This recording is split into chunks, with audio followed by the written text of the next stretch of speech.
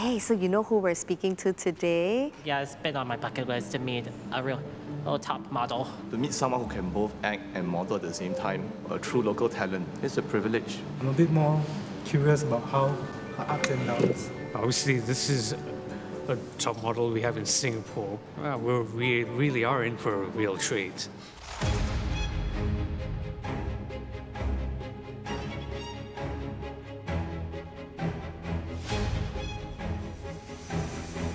Hi. Hi, everyone. Hello. Hi. Nice to meet you. Nice to meet you. I'm Sheila. Sheila, Trevor. Trevor? Nice to meet you. Nice to meet you. I watch your Thank you. Emerald Hill. Thank you. Nice to meet you. Hello, Sheila, Reina. I watch your Emerald Hill. Thank you, Rina. Welcome. Hi, Lucas. Lucas. Nice to meet you. Hi. Take a seat, everyone. Your seat's right over there. Wow, you look so stylish today. Thank you. I try my best. Have you watched the season 1 before? After I know that I was attending, I didn't want to watch because I wanted to experience it fully, and then I will watch it after. Okay. The rest are here. Come on in, guys. Hello, everyone. Hi. What's your name? I'm Sheila. Galatree. Nice to meet you. Hi, my name is Jacob. Hi, Jacob. Nice to meet you. Okay, so we're going to start now.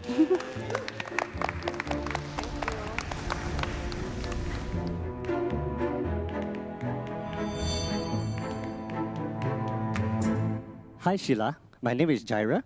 For today's session, the rules are simple. Nothing's off the table. That means we can ask you any question. No topic is off limits. We are all excited to have you here, and we hope you enjoy the time with us. Welcome to the assembly. The first question from us is, what is a hidden talent you have that you have never shown on camera before? My hidden talent that I think I have not shown on screen before is that I can use my tongue to touch my nose. It's not really a very useful talent, but I can try to show it now. Now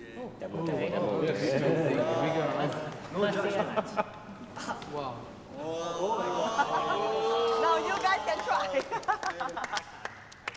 My name is Gayatri and I have a question for you. Yes. You are a supermodel. Can you tell us about the most ridiculous outfits that you wear on the runway? That's a good question. The most ridiculous thing that I had to wear on a runway was, I think, a 19 cm heels. Wow. It's about like that. It was in 2 layers. So it was very ridiculous because I really couldn't walk in them very well. And I did twist my ankle because it's like a wedge, not really a stiletto heel. It was like a zigzag stage, and then the runway was super long and big. So this was in Indonesia, I remember. So what happened was I had to come down the slope, right? And as I was walking down, I already twisted my ankle. And the shoe also went sideways because it was just so big and chunky and tall. So after I came back to Singapore, I told them that I am not going to do runway for a while because I actually had phobia from high heels after that. So that is the most ridiculous thing that I had to wear. Why did you eat an apple once a day when you become a model? When I first started modeling, I was 16 years old, and I went into the agency. My agent told me that I was too fat and I had to go on a diet. Okay. I was clearly not fat, but it was just the cruelty of modeling industry. And so at 16 years old, not having enough knowledge about health, not enough knowledge about how I can lose the weight properly, I just did what everyone did. I went on a crash diet. So I had an apple, a green apple a day for 2 weeks. And I fainted 2 weeks later. I lost a lot of weight, but I looked terrible. I was looking pale. I had no strength. I just couldn't perform what I needed to do. I didn't look good. And so from then on, that was the end of my diet. I had stopped doing things like that again from then. Okay. After collapsing, what was your first thought after you woke up? I was in Singapore at the time, and then I kind of blacked out for a brief second. When I got up, that was the moment where I realized that I cannot do this anymore. I need to eat. I need to eat properly and healthily because losing weight may be one aspect of the requirement of the industry, but looking good and feeling energetic is actually more important because there's no point in looking skinny, but then I don't have the energy to look pleasant. Do you question your decision to become a model afterwards? No, I actually really enjoyed my time modeling. I had modeled from 16 years old all the way until 30, so it was a very long time that I was modeling. And what I really love about modeling is that I could travel wherever I want. Because of modeling, I traveled to Hong Kong, and then I went to Japan, I went to Milan, Taiwan, Shanghai. I went to a lot of places. I learned to be very independent because I was traveling and staying by myself. Hey, thanks so much. Yeah. Hi, Sheila. I'm Trevor. When you go for castings as a model, you are evaluated by your height, weight, size, and of course your looks. Now, did castings make you feel insecure about who you are? For a long time in my life, I was highly, highly insecure. Even at the peak of my modeling career, I still felt very, very insecure. Simply because in modeling, there is an ideal measurement and standard of what beauty looks like.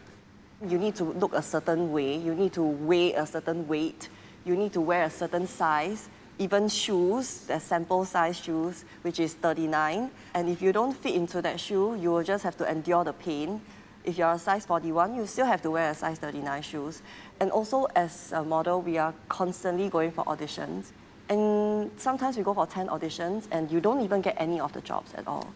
So constantly facing rejection was also part of my life back then.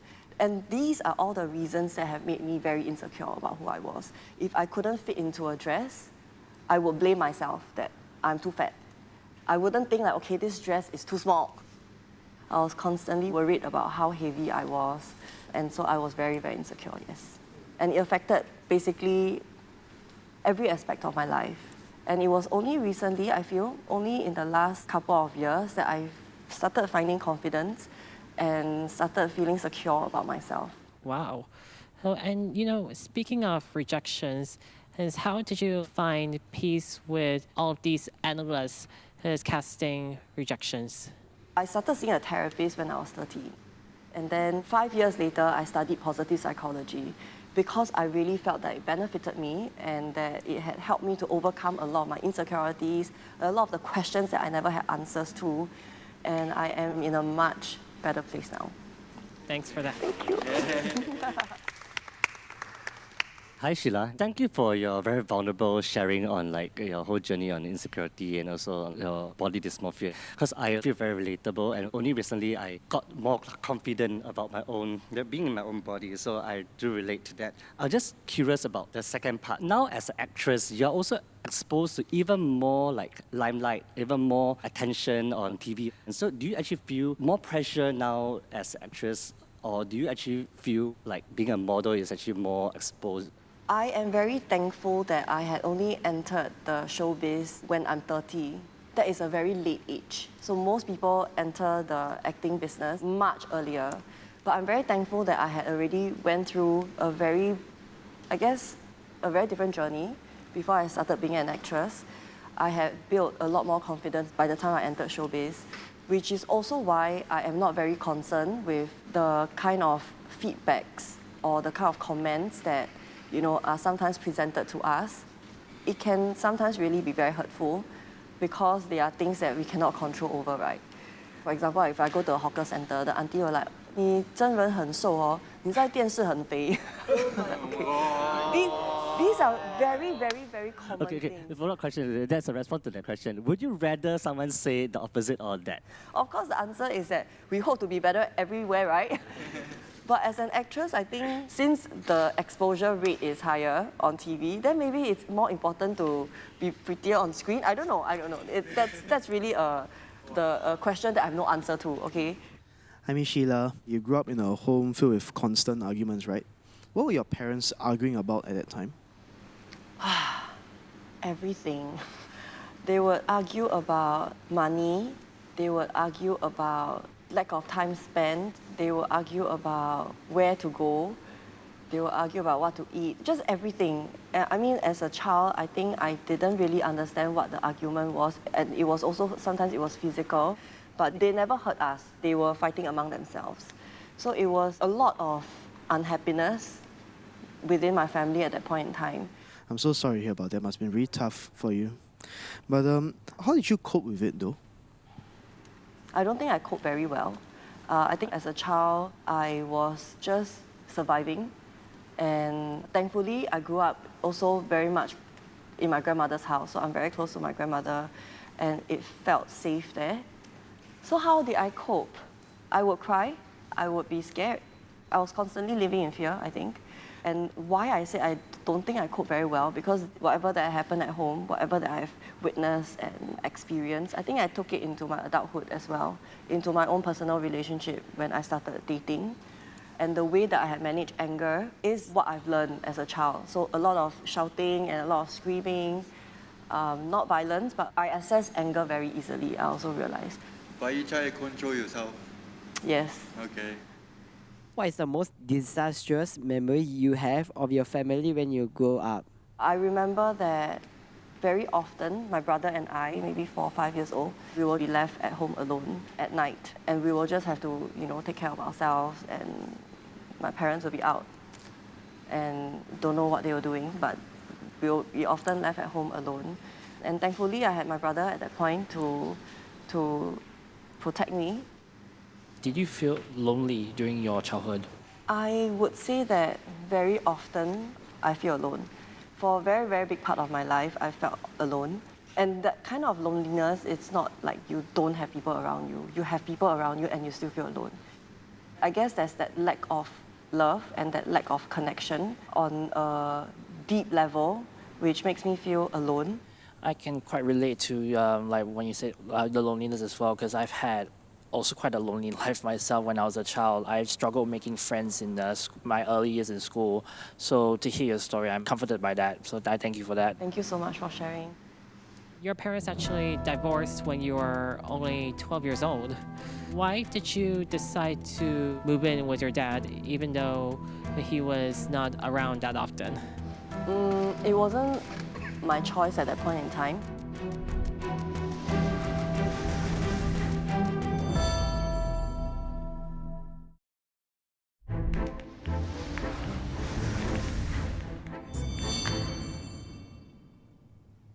I also read on the news that your parents actually divorced when you were only 12 years old.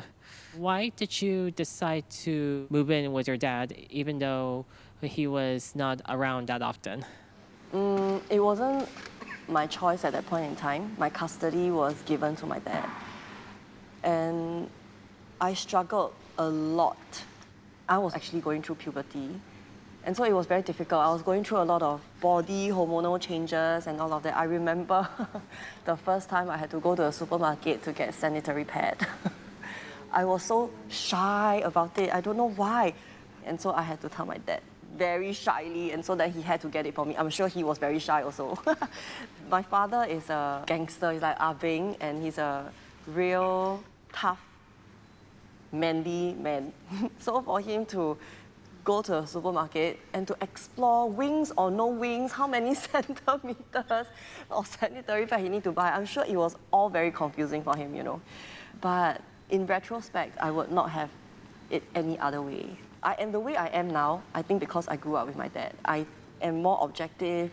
I speak more like a man, very masculine in the way I talk. And I also am quite a handy girl. I would, fix electric bulbs. I would like to fix my own IKEA stuff.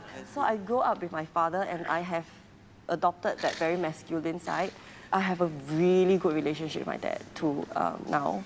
He found a way to connect with me, which was to take long walks. He would choose a very far dinner place.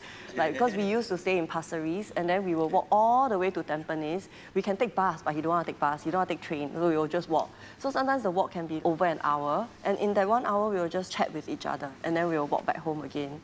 And so that was so good. It was good for clocking my steps. It was good for exercising. It was good physically. It was also really, really good emotionally. And so that's how we connected and we bonded. You have a stepmom after that. And I hear that you didn't accept her first, but what made you accept your stepmother after 10 years? Wow, you guys really have read so much about me. Yes, I had a very, very, very difficult relationship with my stepmom in the beginning. My stepmom is from China, and as a judgmental young child, And back then, there were a lot of articles about, how Chinese women will come to Singapore to scam the men and all that. And that was the narrative that I had. I didn't accept her very well. I thought that she was here to, just cheat on my father's money. I had a very, very hard time accepting her, both emotionally and also the narratives that I was telling myself. So we fought a lot. And my dad was always kind of trapped in between the both of us. And what eventually made me accepted her was really the test of time. They are still together, and she takes such good care of my dad.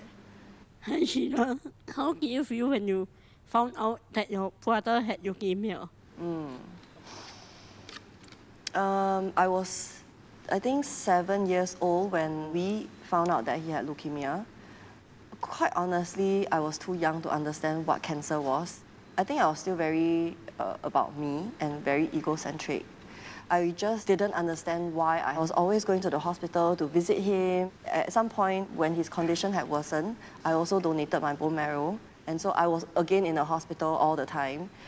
And I don't think that the reality of him being sick settled in when I was at that age. It was really only much later when I was in my mid-20s, very, very late. But I think that was when the reality set in and I realized that my life would be completely different if I had my brother around. How did you feel when you go under surgery when you donate your bone marrow with your brother? Again, at that age, I actually also didn't think so much about it. I felt that he needed it and I was the only one in the family that was compatible to donate, and so I went ahead thinking that I would save him. Unfortunately, this was 30 years ago. The technology wasn't so advanced and so there were complications, and after the bone marrow transplant, his condition worsened and I really hated the doctor for a very long time, which is also why even until today, I do not really subscribe to Western medication. I prefer TCM. Maybe it's because of the experience. I just don't believe in doctors. Yeah. Hi Sheila, why were you not at the hospital when your brother passed? I will always have regrets for that.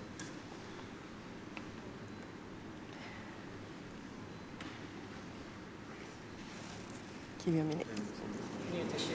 Need a tissue? No, I get for you. Thank you. You're welcome. Thank you. Okay, well, because I was always in the hospital, I didn't want to be in the hospital anymore. And at that moment when the doctor said that it was critical, the whole family was there. Then my mom and dad said that, okay, we need to prepare an outfit for the wake. And he loved LA gear, but we did not have the money to buy for him when he was alive. And so my father decided that we are going to get him an LA gear. And I immediately volunteered because I just wanted to be out of the hospital. And so I went, and when I came back, he wasn't there anymore. And this will always be my biggest regret in life. So sorry about it. So sorry. Thank you for holding space. It's quite honored that you got him the shoes. Yeah, but I wish that I could be there. I would never know what he would have wanted to tell me. And I also didn't get to say my goodbye. What would you have said to your brother if you could have said goodbye to him? Wow, you're really, you're really digging it in.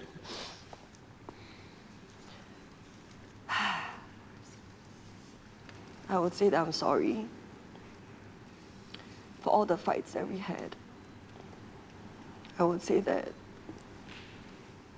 he's very brave to have put up a very, very, very courageous fight against leukemia, and that I love him very much. And I'm sorry I never got the chance to show it or to say it when he was healthy and strong.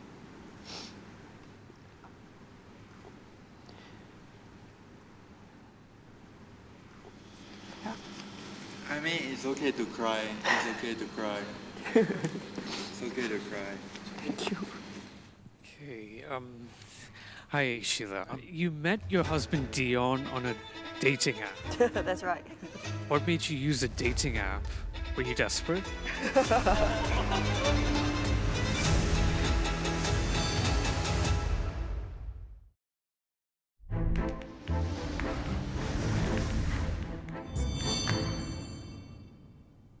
You met your husband Deon on a dating app. That's right. What made you use a dating app? Were you desperate? Yes. Yes, I was quite desperate. I was 34 when I met him on the dating app. Yes, quite desperate. Desperate to want to meet somebody. But it's not that I don't get to meet people. I was always at work and I met a lot of people. But when I meet people, I'm usually very dressed up. I am looking very good because somebody had done my makeup for me, somebody had done my hair for me, somebody was styling, deciding what I was wearing. And I didn't want to meet people in such situation or when I'm looking like this because I was setting for myself to fail. I would never wake up like that. I would never. And so I wanted to connect with someone on a very organic level first. Wow. And so I thought dating app was great because then they don't see me in person first. And so with Deon, we hit it off very well from the time that we started talking. It progressed very quickly. So I'm very conservative usually. I would spend time talking on the app, but then I may not meet them in person. So with Deon, it was very, very fast. With him, the next day, we started talking on WhatsApp. And then 1 week later, we met. And then 3 months later, he got a ring. And then 6 months later, he proposed. And then 1 year later, we got married. It was very, very fast. Your husband Deon was very sure about you by the 3rd month of dating. How did you know Deon was the one for you? I'm still not sure. No, I'm kidding. I'm kidding. I am very diligent with doing background checks. Okay. It's very interesting. So people on dating app don't usually put their real name. They would use a portion of the name or they'll use a fake name. But for him, he's a very honest man. He put his real full name on the app. So it was very easy to check. Wow. Okay. And all the pictures were there. And his family, his friends' pictures were there. And that is very important to me because who you are is basically the people that you choose, right? So then that was my background check. I had to search and make sure that, okay, his friends are decent and that his parents, how they look like, how they behave. The first trip that we took was to Indonesia to climb Mount Rinjani. Wow. I think that was a moment I kind of knew that I am going to marry this man. Because I didn't prepare that much and I was wearing dry fit clothes. When I reached the halfway through the summit, I was freezing to death. Wow. Because it was an overnight hike. And Deon also pulled his bag. But I remember vividly throughout the whole trip, he was just so concerned about me, making sure that I'm warm. He took off his jacket, he let me wear it, and he was carrying my bag for me, really just taking care of me so well. And so that was the trip that I knew this is the man that I'll marry. You drank alcohol before you first on-screen kiss. Oh, so who do you kiss? Have I? Oh, yes. Most recently, I did a movie called Geylang, and that is my first on-screen kiss. It was with a girl. And strangely, I only agreed to the on-screen kiss because it's a girl. So this is something that I have told the production team before I started acting that I will not engage in on-screen kissing. You know that girl? She's a Taiwanese actress. She's called Patricia. I see the Emerald Hill, the first episode. I saw you got like on cheek kiss.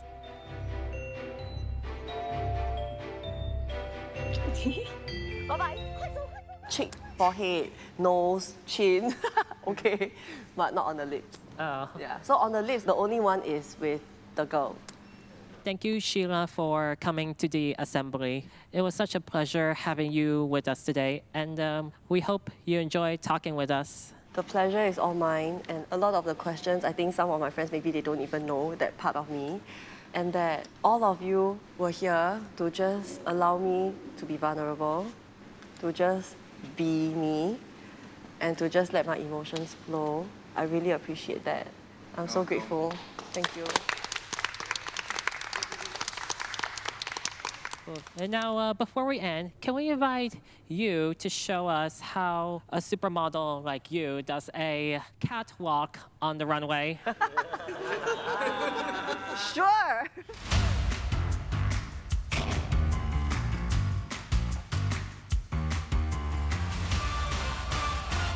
Yay! Who's ready for the catwalk? 2, 1.